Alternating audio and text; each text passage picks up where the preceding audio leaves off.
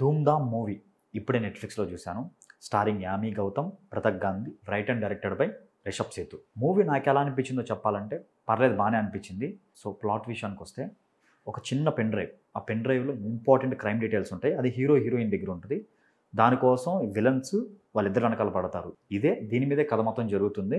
So పర్సనల్గా నాకు నచ్చిన సినిమాలో బాగా అంటే లేడీస్ గురించి ఒక డైలాగ్ ఉంటుంది. యామీ గౌతమ్ గారు చెప్తారు, మంచి డైలాగ్ ఉంటుంది.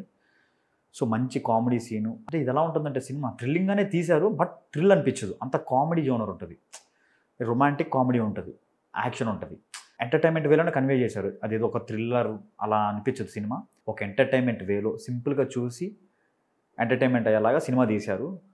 సినిమా స్లో పేస్ ఉంటుంది, బట్ ఎంటర్టైన్మెంట్ కూడా ఉంటుంది. సినిమాలో నాకు బాగా నచ్చిన క్యారెక్టర్ హీరో క్యారెక్టర్.